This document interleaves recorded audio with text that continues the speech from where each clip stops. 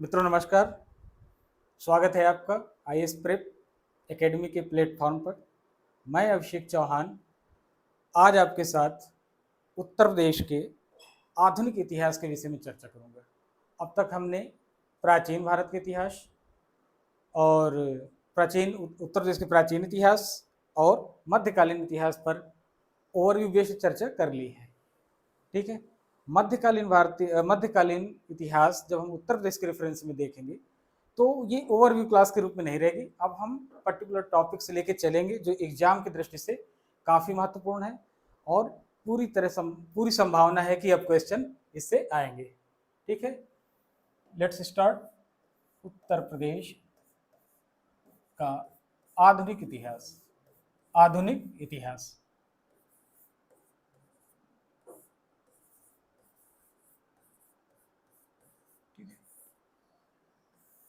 आधुनिक इतिहास की शुरुआत कहाँ से हो जाती है? उत्तरवर्ती मुगल काल से ही आधुनिक भारत के इतिहास की शुरुआत मान ली जाती है। औरंगजेब के बाद 1707 में औरंगजेब की मृत्यु हो जाती है, जैसा कि आपको पता है। और उसके बाद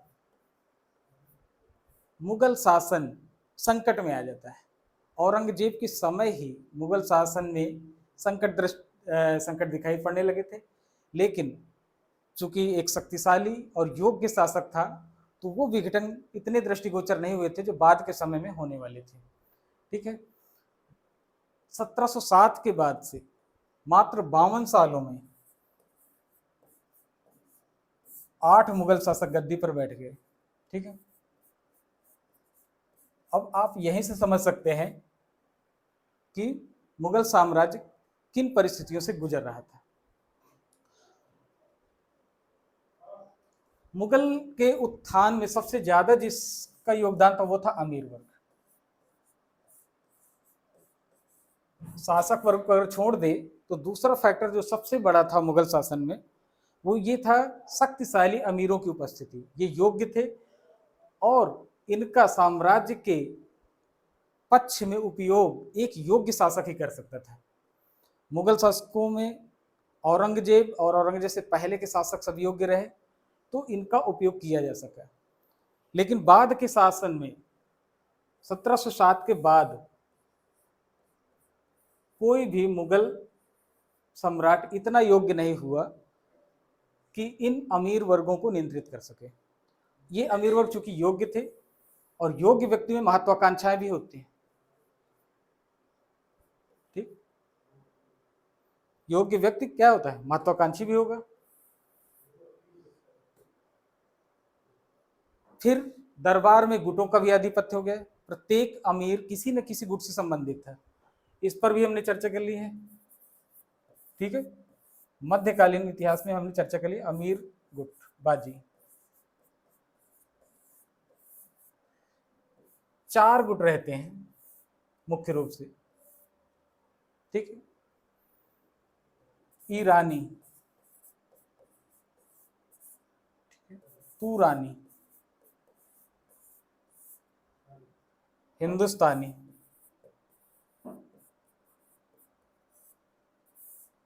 और चौथा अफगानी।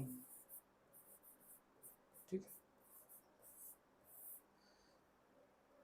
कमजोर मुगल शासक इन पर नियंत्रण नहीं रख सके और ये गुटबाजी बढ़ती चली गई। गुटबाजी बढ़ने का असर ये हुआ कि मुगल सत्ता का विघटन भी शुरू हो गया। ऐसे में उत्तर प्रदेश में भी कई स्वतंत्र राज्य स्थापित हो जाते हैं। तो देख लेते हैं उत्तर प्रदेश में कौन कौन से राज्य वर्तमान उत्तर प्रदेश वर्ड यूज करिए इसके लिए। वर्तमान उत्तर प्रदेश में स्थापित नवीन स्वतंत्र राज्य। नवीन स्वतंत्र राज्य। ठीक, कौन कौन से थे? सबसे पहले अवध। ठीक, दूसरा रुहेलखंड।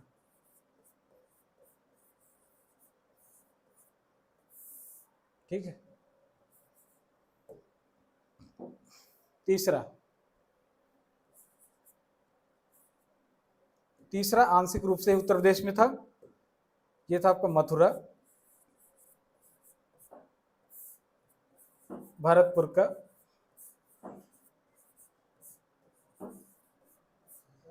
जाट राज्य। ठीक, रुहेलखंड में अफगान या पठान या रुहेले, ठीक है, ये प्रभावित है। और अवध में कौन था? ईरानी गुट। अभी चर्चा की, दिल्ली के दरबार में ईरानी गुट भी, ठीक है, अवध ईरानी गुट को प्रतिनिधित्व करता था। ठीक, अभी जो हम चर्चा करने जा रहे हैं इस काल में और बहुत ही संभावित क्वेश्चन है कि आगे आएगा भी इसमें, क्योंकि इतिहास से सवाल बनाना, इतिहास के पेपर से 40-50% क्वेश्चन बनने हैं पेपर 5 में, 40% तो मान ही के चलिए, उसमें से सवाल बनाना एक काफ़ी मशक्क़त का काम है। और सवाल जो यहाँ जिन टॉपिक्स पर चर्चा की जाएगी उनसे वो ऐसे टॉपिक्स हैं जिनसे पूरी संभावना है कि यूपी पीसीएस जो है सवाल बनाएगा, पूरी तरह नहीं तो कम से कम कुछ न कुछ। तो आज का हमारा जो टॉपिक है वो है अवध के नवाब।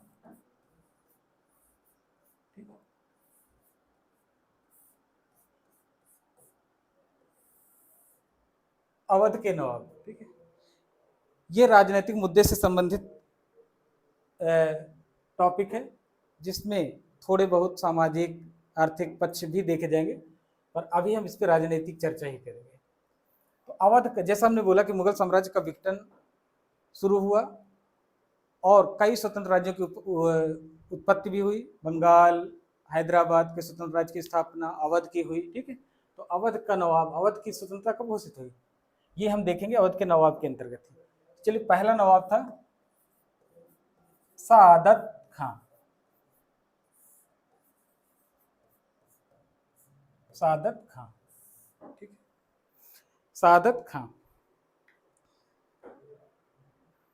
सादत खां, टाइम पीरियड क्या था इनका? 1722 से 39, 23 करनी है। ठीक है, 1723 से 39, 1739 तक। सादत खां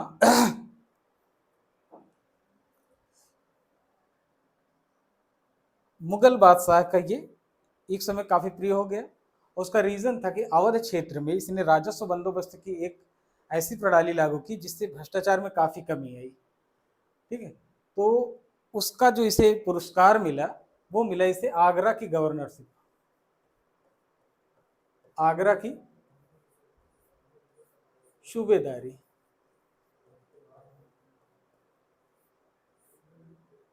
दूसरा एक काम इसने और कर दिया, क्योंकि ये ईरानी गुट का सदस्य था और हिंदुस्तानी गुट उस समय प्रभावित था।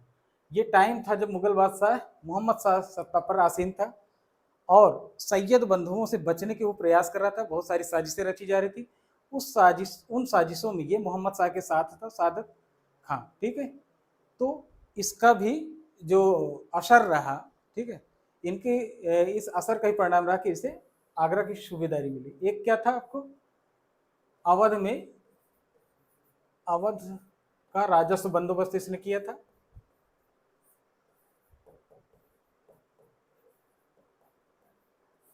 इस बंदोबस्त से क्या हुआ? भ्रष्टाचार में कमी आई थी। भ्रष्टाचार में क्या आई? कमी आई। ठीक है, दूसरा, सैयद बंधुओं के पतन में भूमिका निभाई। सैयद बंधुओं के पतन में भूमिका। ठीक है, इन दो का नाम क्या मिला इसे? आगरा की सूबेदारी। लेकिन 1722 तक आते आते मुगल बादशाह इससे खिन्न हो गया, नाराज हो गया और इससे आगरा की सूबेदारी छीन ली। परिणाम क्या हुआ? ठीक है, आगरा की सूबेदारी छीन के अब इसे मिली अवध की सूबेदारी, अवध की बना दी। ठीक, अवध की सूबेदारी पाने के बाद मुगल शासक की स्थिति ये देख ही रहा था कि मुगल शासक ऐसी स्थिति में नहीं है कि इसकी महत्वाकांक्षाओं को की पूर्ति कर सके, इसके हितों की पूर्ति कर सके, और अगर ये विद्रोह करता भी है तो मुगल शासक इतना ताकतवर नहीं है कि इसको सजा भी दे सके। और इन्हीं परिस्थितियों में ये स्वतंत्रता की घोषणा कर देता है, स्वतंत्रता की घोषणा। ठीक है, स्वतंत्रता की घोषणा, और अवध का प्रथम नवाब बनता है, प्रथम नवाब। ठीक, आगे चलते हैं। अवध का प्रथम नवाब बनने के बाद जो इसके समय की महत्वपूर्ण ऐतिहासिक घटना है वो नादिर शाह का हमला। ठीक, क्या है? नादिर शाह का आक्रमण कब होता है? 1739 ईस्वी। ठीक है, इस हमले में मुगल बादशाह का साथ देता है कौन? सादत खान। मुगल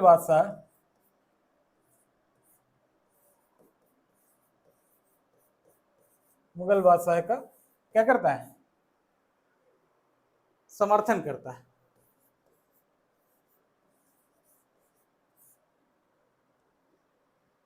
ठीक है, युद्ध में ये बंदी हो जाता है। सादत खान नादिर शाह से जब हमला होता है, युद्ध होता है, युद्ध बंदी हो जाता है। युद्ध बंदी के बाद ये इसके महत्वाकांक्षाएं जगने लगती हैं और ये मुगल बादशाह के खिलाफ काम करने लगता है।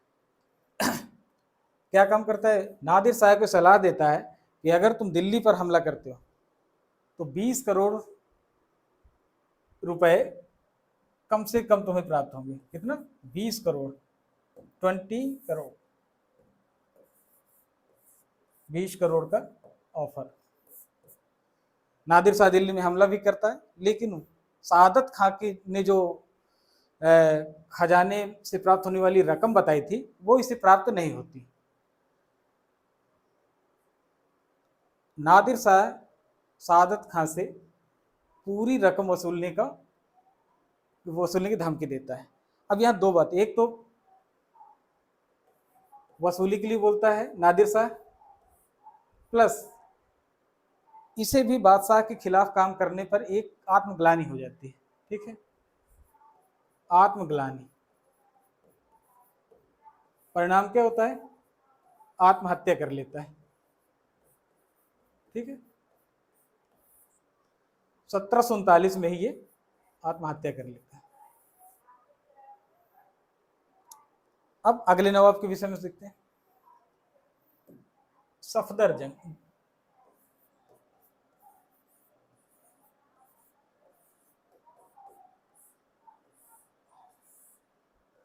सफदरजंग, ठीक है, ये दूसरे नवाब है।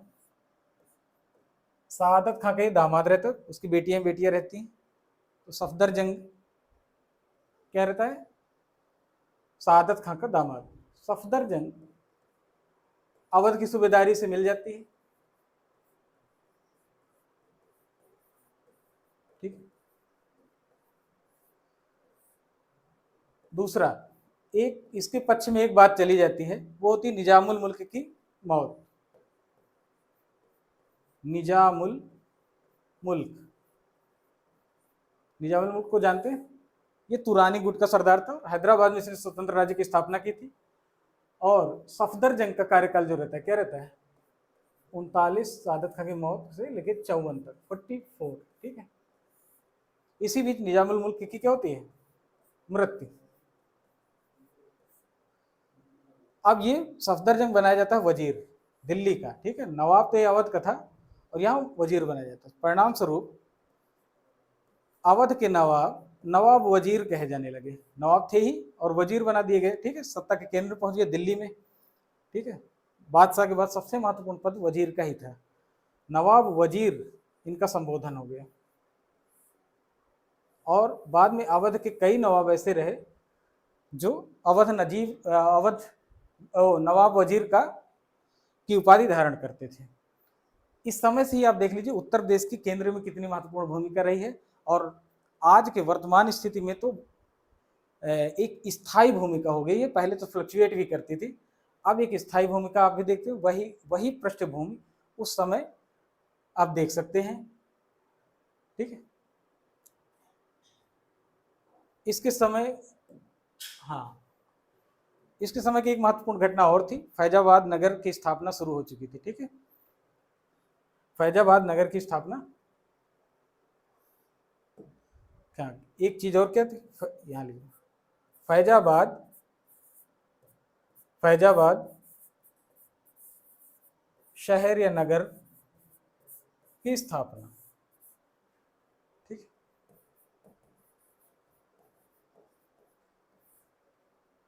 तो सफदर जंग के विषय में इतनी सारी महत्वपूर्ण बातें हो गई। अगला नवाब था शुजाउद्दौला।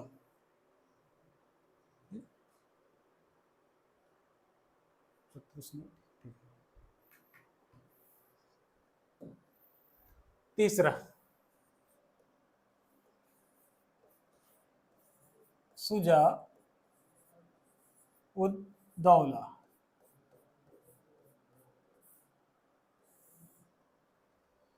शुजाउद्दौला का कार्यकाल क्या था? 54 तक, वो तो 54 से 1754 से 1775 तक ये इनका कार्यकाल था। इनके समय की महत्वपूर्ण ऐतिहासिक घटनाओं पर चर्चा कर लेते हैं, ठीक है। फैजाबाद शहर की स्थापना सफदरजंग ने की थी। अब फैजाबाद क्या बना? राजधानी। शुजाउद्दौला ने राजधानी किसे बनाई? फैजाबाद को। अभी तक फैजाबाद राजधानी नहीं था, ठीक है। फैजाबाद को राजधानी बनाया। इसी के समय दिल्ली में अब्दाली के हमले लगातार हो रहे थे और उन्हीं घटनाक्रमों के अंतर्गत आलमगीर द्वितीय की हत्या हो जाती है, ठीक है। ये मुगल बादशाह थे।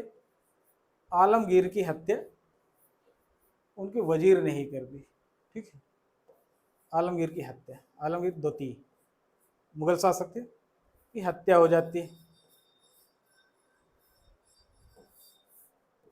इस परिस्थिति में उनका बेटा अली गौहर, जो कि शाह आलम के नाम से गद्दी पर बैठता है, भाग आता है, दिल्ली से भागता है और शरण कहाँ लेता है? अवध में। शाह आलम द्वितीय, शाह आलम द्वितीय, शाह आलम इसकी उपाधि थी। असली नाम क्या था? अली गौहर, अली गौहर, ठीक है। तो शुजाउद्दौला के समय शाह आलम भी मुगल शासक अवध में रह रहा था। अन्य घटनाओं में इसकी महत्वपूर्ण देखे क्या है? हाँ, एक और स्थिति इस समय सामने खड़ी थी जो मुगल शासन, जो उत्तरवर्ती मुगल शासन में काफी महत्वपूर्ण हो जाती, वो थी अंग्रेजों की उपस्थिति। और शुजाउद्दौला का ही कार्यकाल वो था अवध के क्षेत्र के मामले में, जब पहली बार अंग्रेज शक्ति के माध्यम से यहाँ हस्तक्षेप करते हैं, ठीक है। अंग्रेजों का आगमन तो आपने देखा होगा जहांगीर के समय में था, ठीक है, लेकिन शक्ति संघर्ष के रूप में पहला मुकाबला उनका अवध क्षेत्र में शुजाउद्दौला के समय होता है। क्या होता है? इतिहास प्रसिद्ध युद्ध 1764 ईस्वी का क्या है बताइए? बक्सर का युद्ध, बक्सर का युद्ध, ठीक। बक्सर की अवस्थिति तो बिहार है, लेकिन इसमें जो सबसे महत्वपूर्ण भूमिका थी वो अवध की ही रही है। अवध में ही मुगल सम्राट उस समय निर्वासित जीवन जी रहा था, ठीक है। बंगाल का नवाब मीर कासिम बंगाल से भागकर वो भी अवध में शरण लेता है, ठीक है। तो शुजाउद्दौला सुजाउद्दौला, शाह आलम द्वितीय, शाह आलम द्वितीय मुगल सम्राट, और मीर कासिम, मीर कासिम और अंग्रेजों के बीच, ठीक है। सुजाउद्दौला, शाह आलम, मीर कासिम एक गुट में थे और अंग्रेजों के खिलाफ ये जंग छिड़ जाती है। अंग्रेज इसमें क्या रहते हैं, विजयी।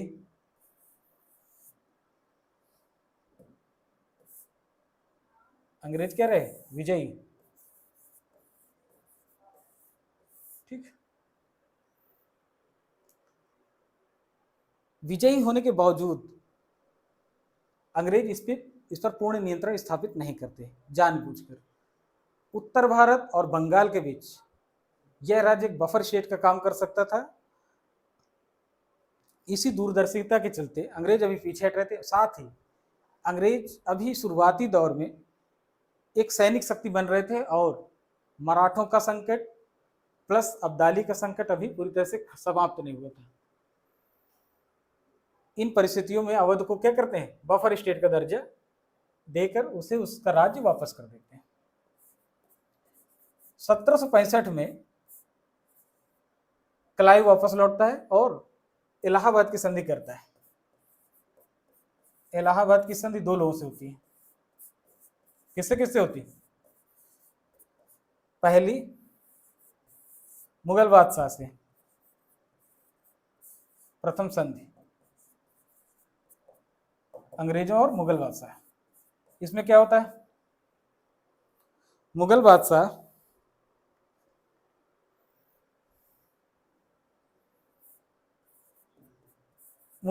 से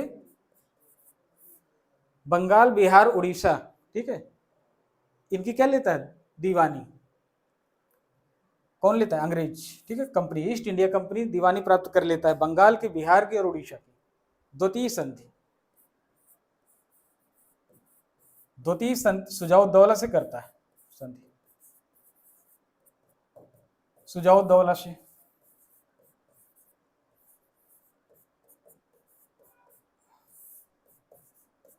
ठीक है, इनका समय भी आप याद रख लीजिए। पहली संधि होती है आपकी 12 अगस्त 1765, दूसरी होती है आपकी 16 अगस्त, ठीक है। इनमें थोड़े दिन का अंतर रहता है। मुगल बादशाह से आपने दीवानी तो प्राप्त कर लिया, बदले में कुछ देना भी पड़ेगा, पर खुद की जेब से भी ना जाए, तो उन्होंने क्या किया, द्वितीय संधि कर ली सुजाउद्दौला से। सुजाउद्दौला से कड़ा और इलाहाबाद, ठीक है, कड़ा और इलाहाबाद छीन कर किसको दे दिया गया, मुगल बादशाह शाह आलम द्वितीय को। अंग्रेजों का पेंशनर बन चुका था और उसके खर्चे के लिए जो व्यवस्था करनी थी वो अंग्रेजों ने खुद ना देकर सुजाउद्दौला से दिला दी, ठीक है। चलिए आगे चलते हैं। इसके समय की एक महत्वपूर्ण घटना और होती है। वॉरेन हेस्टिंग्स उस समय भारत आ चुका है। कंपनी की आर्थिक स्थिति बहुत खराब है। कंपनी लगातार लूट कर रही, तब भी आर्थिक स्थिति कैसे खराब हो गई, कंपनी के अधिकारी ही भ्रष्टाचारी थे और कंपनी को लूटने में उनको इस समय कंपनी को लूटने में इस समय काफी हद तक ये अधिकारी सक्रिय रहे और कंपनी की स्थिति खराब हो गई। वॉरेन हेस्टिंग्स के सामने चैलेंज था कि इसकी स्थिति को सुधारा कैसे जाए। बहुत प्रोडक्टिव अवसर थे नहीं अंग्रेजों के पास, तो उन्होंने लूट खसोट की नीति अपनाई और अवध का नवाब उसमें सबसे ज्यादा फिट बैठ रहा था, ठीक है। वॉरेन हेस्टिंग्स ने क्या किया, एक रेजिडेंट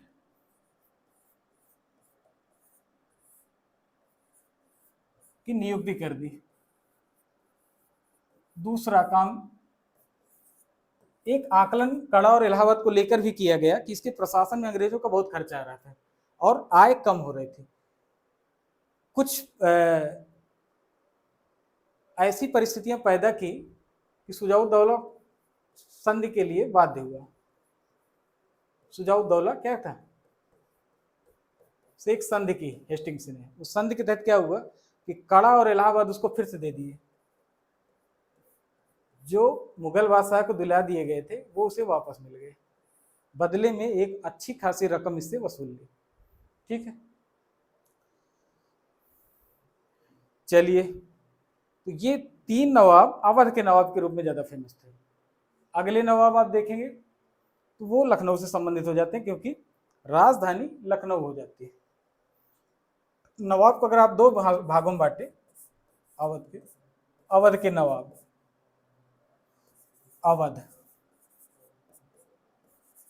अवध के नवाब को 2 हिस्सों में बांटा जा सकता है सुविधा के लिए। एक थे फैजाबाद। अभी तक जो 3 नवाब आपने शुरू के पढ़े कहां से संबंधित थे? फैजाबाद से, फैजाबाद के। और जो अब आगे पढ़ने जा रहे हैं वो है कहां के? लखनऊ। सेम परिवार से संबंधित थे, वंश से, केवल राजधानी स्थानांतरित करने के बाद ये लखनऊ के नवाब बोले जाने लगे। ठीक है, तो शुजाउद्दौला के बाद उसका बेटा आसफुद्दौला चौथा नवाब बना। आसफ उद दौला।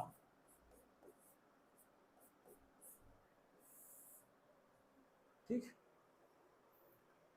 1750 तक उनका कार्यकाल था। इसका कार्यकाल 1775 के बाद 1797 ये रहा इनका कार्यकाल। ठीक है, इसी काल के बीच हम ऐतिहासिक रूप से महत्वपूर्ण घटनाओं की चर्चा करेंगे। रेजिडेंट अवध की राजनीति में प्रवेश कर चुका था और उनके बाहरी मामलों में हस्तक्षेप भी शुरू कर चुका था। सामान्यतः एक रूल था कि जब भी कोई बाहरी किसी विदेशी शक्ति से, बाहरी शक्ति से समझौते होंगे तो रेजिडेंट के बिना नहीं हो सकती। कोई भी नवाब बिना रेजिडेंट की उपस्थिति की कोई भी संधि नहीं कर सकता था। लेकिन व्यवहार में अगर देखें तो बाहरी ही नहीं, आंतरिक मामलों में भी हस्तक्षेप शुरू कर चुका था। ठीक है, इस समय क्या हुआ? रेजिडेंट का हस्तक्षेप बढ़ा। ये सर्वथा नई चीजें थी, पहले कभी घटित नहीं हुई थी। ठीक है, रेजिडेंट का हस्तक्षेप क्या हुआ? बढ़ गया। दूसरा, और इस हस्तक्षेप का असर भी आया, नवाब बाध्य हुआ। ठीक है, किसके लिए? फैजाबाद की संधि के लिए।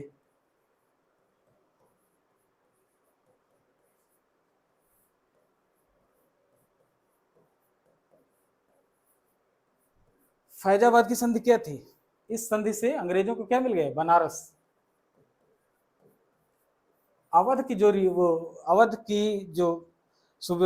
अवध का सूबा अपने अंदर इलाहाबाद, बनारस, पूर्वांचल, ठीक है, काफी हद तक बक्सर के क्षेत्रों पर, वो बक्सर कह रहा हूं, बिहार के क्षेत्रों पर भी इसका नियंत्रण था। तो बनारस इसके अंतर्गत था और बनारस इसे अंग्रेजों को देना पड़ा। बनारस में क्या हो, राजा चेत सिंह के माध्यम से अंग्रेज यहाँ का प्रशासनिक कार्य संभालने लगे। और जो इसके समय की महत्वपूर्ण घटना वो ये है कि राजधानी फैजाबाद से स्थानांतरित करके इसने लखनऊ कर दी। फैजाबाद में रेजिडेंट के हस्तक्षेप भी बढ़ गए तो राजनीति काफी बढ़ गई थी, कूटनीति बढ़ गई थी। उससे बचने के लिए लखनऊ ट्रांसफर करता है अपनी राजधानी को। ठीक है,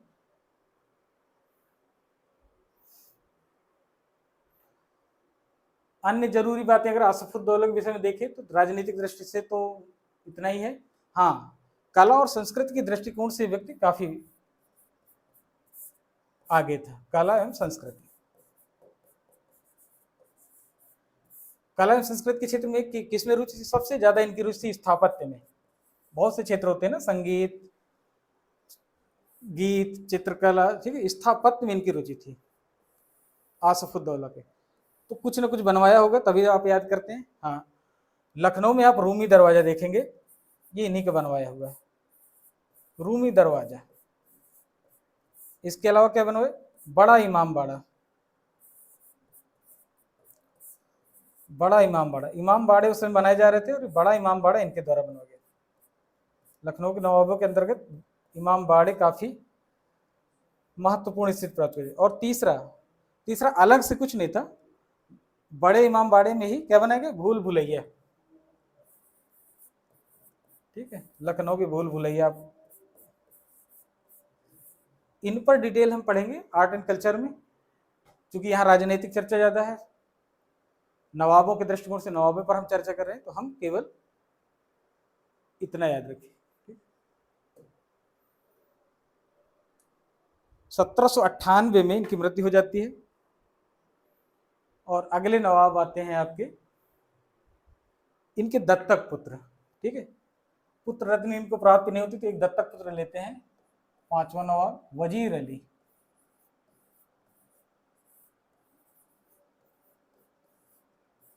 वजीर अली ये क्या थे?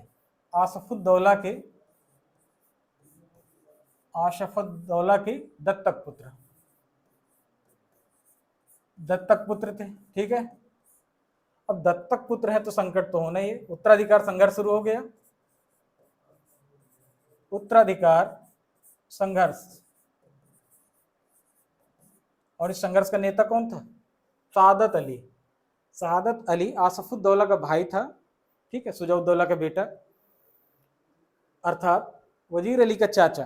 ठीक है, उसने इस पद को, वजीर अली के नवाब के पद पर नियुक्ति को चैलेंज किया। हाँ, इनका कार्यकाल भी आप देख सकते हैं, 1797 उनकी मृत्यु थी और 97-98 छोटा कार्यकाल रहता है इनका। ठीक है, इस संघर्ष में चूंकि अब अंग्रेज आ चुके थे, अंग्रेजों को अब आप अवॉइड नहीं कर सकते, आधुनिक भारत का इतिहास भी शुरू है आपका। अंग्रेजों ने नवाब का पक्ष लिया। नवाब कौन था? वजीर अली। नवाब का समर्थन किया। नवाब का क्या किया? समर्थन। ठीक, वजीर अली सत्ता पर आए, लेकिन वजीर अली एक स्वाभिमानी व्यक्ति था। ठीक है, वो क्या करता था, उसकी इच्छा थी स्वतंत्र रहना, अंग्रेजों से स्वतंत्रता चाहता था, और जो भी इस समय एक्टिविटीज की, अंग्रेजों के मन में संदेह पैदा हुआ और ये गद्दी से उतार दिया गया। ठीक है, अब चलते हैं 6वें नवाब की ओर। 6वें नवाब वही थे जिन्होंने वजीर अली की गद्दी नशी का विरोध किया था। ये आसफुद्दौला के भाई और सुजाउद्दौला के बेटे थे। सआदत अली, आपने पहले पढ़ा सआदत खान, जिन्होंने अवध के स्वतंत्र राज्य की स्थापना की, और ये है सआदत अली, कंफ्यूज मत होना। सआदत अली कार्यकाल क्या रहा? 1798 तक ही वजीर अली रहे, यहां से 1814 तक इनका कार्यकाल रहा। ठीक, सआदत अली।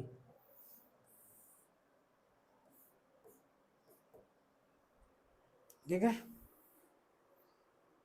कार्यकाल देखकर आपको अंदाजा लग जाएगा कि ऐतिहासिक दृष्टिकोण से काफी महत्वपूर्ण कार्य था। ठीक है, इस समय इलाहाबाद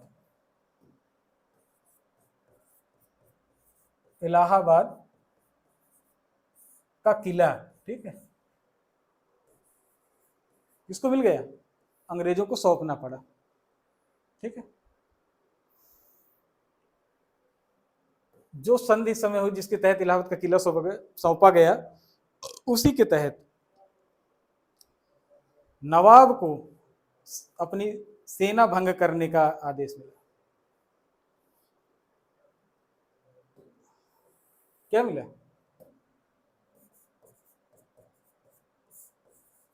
सेना भंग करने की मांग।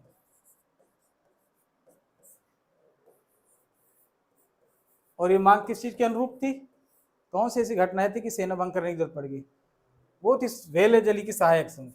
आप टाइम पीरियड देखिए, वेलेज अली का टाइम चल रहा है और पूरे भारत में वो सहायक संधि लिए घूम रहा है। वेलेज अली भारत का गवर्नर जनरल, वेलेज अली की सहायक संधि, ये एक ऐसी संधि थी जिसमें भारत के राजा महाराजा और नवाब निशस्त्र कर दिए गए। ठीक है, शक्तिहीन अवस्था में ला दिए गए। 1801 अवध क्या हुआ? अवध मतलब ये अवध सहायक संधि से बंध गया, सहायक संधि से बंध गया। ना चाहते हुए नवाब को इस संधि पर सहमति देनी पड़ी, सेना घटा दी गई, इलाहाबाद का किला इनसे ले लिया गया। ठीक है, कुल मिलाकर इनकी सारी स्वतंत्रता समाप्त कर दी गई। इसके अलावा अन्य कौन सी घटनाएं हैं जिनके लिए इन्हें याद किया जा सकता है? हाँ, कला और स्थापत्य में इनकी, कला और संस्कृति में रुचि थी इनकी भी। आसफुद्दौला की तरह ही क्या थे? कला एवं संस्कृति में रुचि। और इनके द्वारा कुछ इमारतें बनाई गई, स्थापत्य में ही रुचि थी इनकी भी, ठीक है, इसकी हुई स्थापत्य में प्रगति हुई। और स्थापत्य में क्या बना इन्होंने? दिलकुशा। लखनऊ आप जब आप जाएं कभी घूमे तो दिलकुशा देखिए, ये आपका सादत अली के द्वारा ही बनवाया गया दिलकुशा। और लाल बारादरी, लाल बारादरी,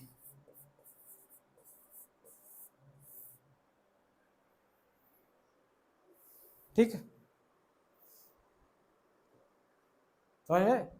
आप चलते हैं 7वें। कुल 11 नवाब रहे हैं, 6 हमने पढ़ लिए, 7वां, ठीक है। ये हैं आपके गाजी उद दीन हैदर।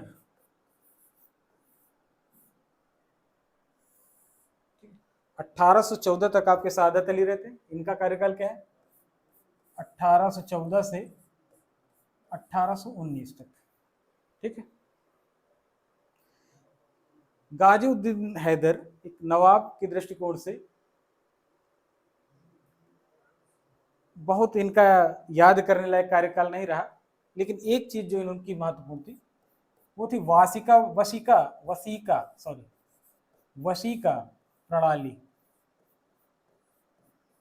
वशीका प्रणाली का गठन इनके समय किया गया।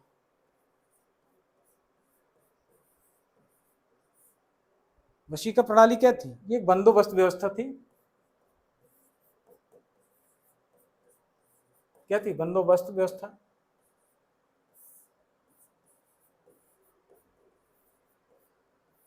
जिसके तहत पूर्व में जितने भी नवाबों ने इमाम बाड़े बनवाए थे या अन्य कोई संरचना बनवाई थी तो उसकी देख रेख करनी थी, ठीक है। और इसके लिए इन्होंने क्या बनाया? Board of trust. Board of trust, ये अंग्रेजों के सहयोग से ही कार्य हो रहा था, ठीक है।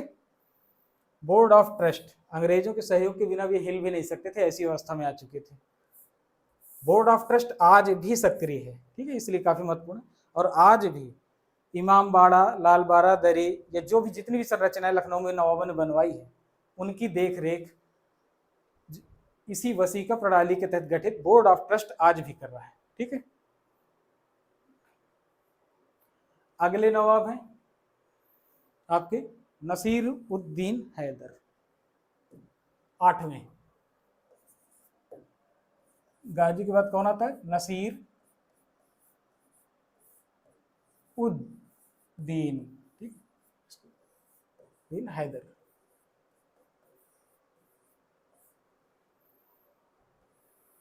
सबसे पहले इनके कार्यकाल पे चर्चा कर लेते हैं। 1819 तक उनका रहता, तो इनका 1819 से आगे 37 तक।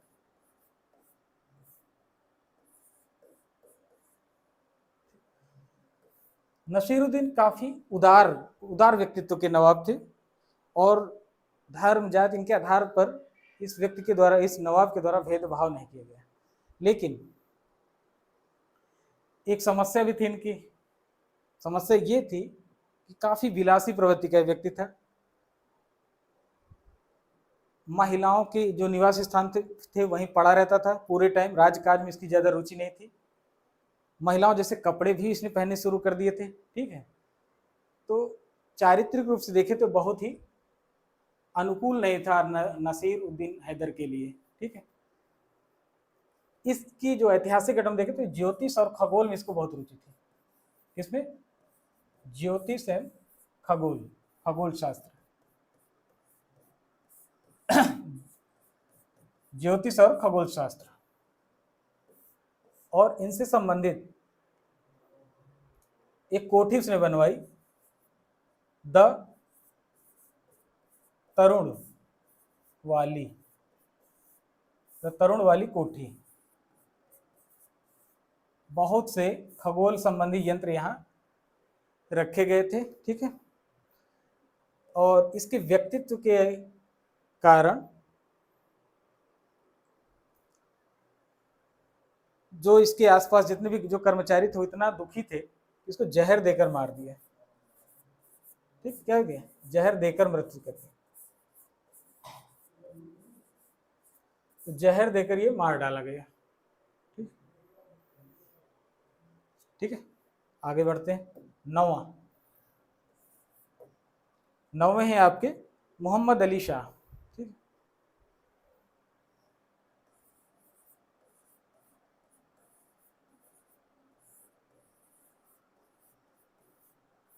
मोहम्मद अली शाह 1837 से लेकर 42 तक। बहुत महत्वपूर्ण घटनाएं नहीं इनके समय की, ठीक है, केवल एक है और वो है छोटा इमामबाड़ा की स्थापना। जो छोटा इमामबाड़ा है, बड़ा इमामबाड़ा आप पढ़ चुके हैं, छोटा इमामबाड़ा इन्होंने बनवाया था।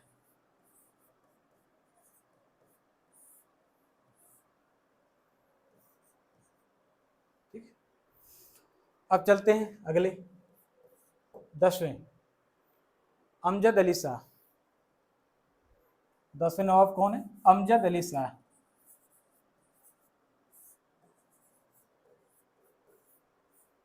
यह भी कोई बहुत महत्वपूर्ण नवाब नहीं रहे, बहुत याद करने वाली ऐतिहासिक घटनाएं नहीं है जिन्हें महत्वपूर्ण माना जाए। ठीक है, धार्मिक, हाँ, इसके एक लक्षण थी जो जो सामान्यतया बाकी नवाबों में कम ही दिखी थी, वो थी धार्मिक कट्टरता। ठीक है, ये धार्मिक दृष्टि से संकीर्ण व्यक्ति था। ठीक है, और इसकी मृत्यु कैंसर से होती है। ये ज़्यादा जरूरी नहीं है, आप अवॉइड भी कर सकते हैं। ठीक, कैंसर इसको हो जाता है और ये मर जाता है। अंतिम ऐतिहासिक रूप से जो महत्वपूर्ण शासक था, ना ही ऐतिहासिक रूप से बल्कि पूरी नवाबी यहाँ से समाप्त हो जाती है, वो थे 11 नंबर पे 11 नवाब वाजिद अली शाह। ठीक है, वाजिद अली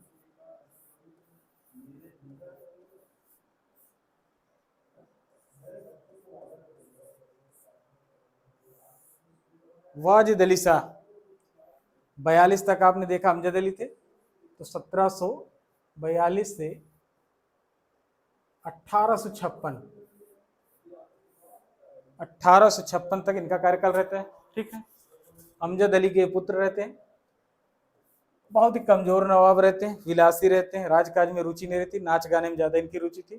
ठीक है, लेकिन नाच गाने में रुचि होना एक आम बात है, पर राजनैतिक जो आपकी कर्तव्य है, राजनीति में है तो राजनीतिक कर्तव्य ही आपके लिए प्रमुख है, उनसे विमुख होना अच्छा नहीं होता। ठीक है, और ये किसी न किसी हर प्रत्येक साम्राज्य के लिए ये क्या हुआ, पतनशील ही सिद्ध हुआ है। आप कला और संस्कृति के रूप में ज्यादा से ज्यादा याद कर सकते हैं, लेकिन वो आपका उद्देश्य नहीं है। ठीक है, आपको ऐसा बनना ज्यादा उचित होता है जिससे साम्राज्य की रक्षा हो सके। कला संस्कृति आपके साम्राज्य की रक्षा नहीं कर सकती अकेले। और वाजिद अली कहते कला और संस्कृति की दृष्टि से तो महत्वपूर्ण है, लेकिन कहते कमजोर शासक है, कमजोर शासक।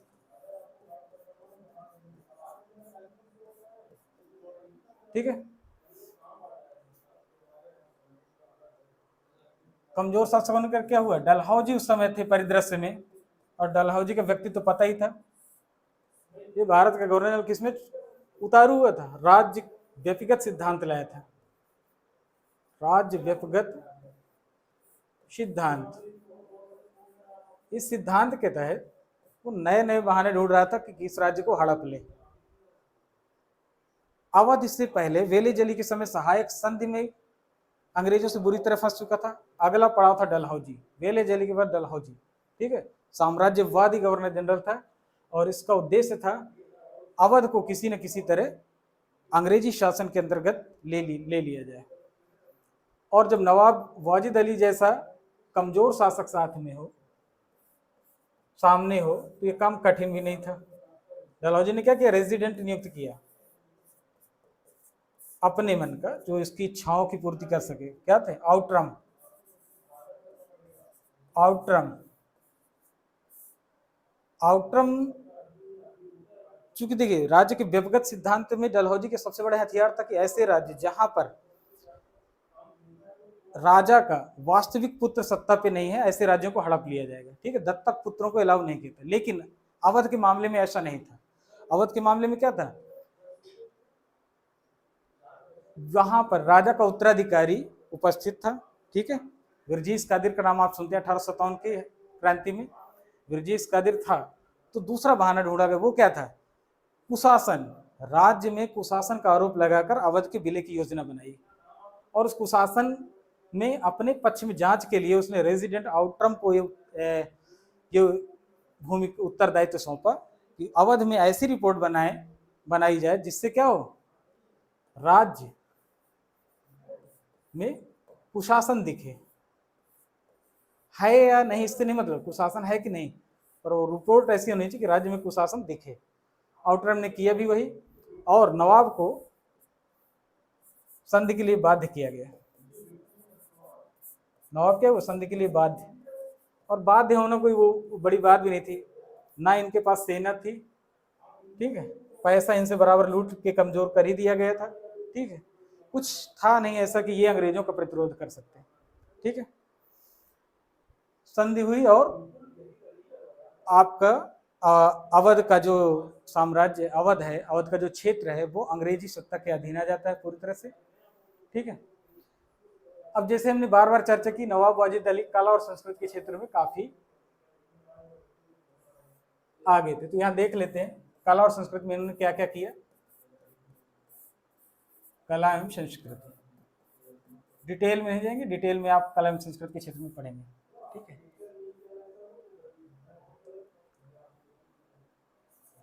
संगीत, ठीक है, संगीत, गायन, नाट्य, नाटक, ठीक है, नाट्य, नृत्य, ठीक है, इन सब का बहुत विकास इस समय देखा गया। नई नई विधाओं की उत्पत्ति होती है, उस पर हम चर्चा करेंगे बाद में। स्थापत्य में देखें, केसरबाग सुनते हैं बस स्टॉप, तो केसरबाग परिसर की स्थापना, बस अड्डे का नहीं किया इन्होंने, उस समय बसें नहीं थी, रही भी होंगी तो इनके पास नहीं रही होंगी। केसरबाग परिसर ये नवाब वाजिद अली शाह के समय ही निर्मित किया गया। ठीक है, तो आपने देखा राजनीतिक दृष्टिकोण से काफी निराश करने वाला समय था इनके लिए, अंग्रेजों के लिए तो उत्साह का समय था।